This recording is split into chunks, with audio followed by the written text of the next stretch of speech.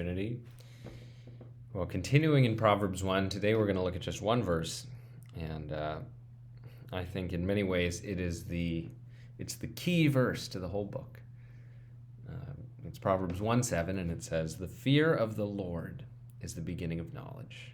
Fools despise wisdom and instruction." And I think it's the key verse because it tells us basically there's two ways. One way is foolishness. And fools despise wisdom and instruction. They look down on it. They look down on knowing more, learning more, understanding better. What anybody else wants to teach them, they're not interested. They despise it. They think it's silly. They're not going to spend their time on it. They speak poorly about it. Those people, Proverbs 1:7 says, you could call fools. And the rest of Proverbs is going to use that word a lot.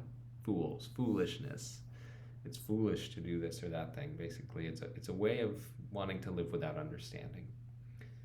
But the other way is the way of wisdom, like it was saying in verses 1-6. And the way of wisdom begins with the fear of the Lord. The fear of the Lord, it says, is the beginning of knowledge. And that doesn't mean that we don't know anything until we fear the Lord, but it does mean that the fear of the Lord is the spring of all knowledge. Ultimately, anything any of us know go back to when, our first parents perfectly lived in awe of the Lord and trembled before him and looked out at his world, and anything they knew came first and foremost, was all built on, all started with, was all preceded by fear of the Lord, awe, trembling in his presence. And the same is true today.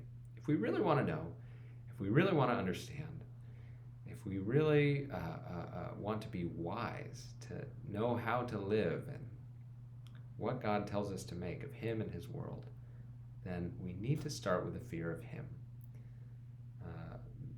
That is invaluable, that is essential, it's a non-negotiable before we can really understand what's right or what to do or what to say or what would be best or how things work or why things are the way they are.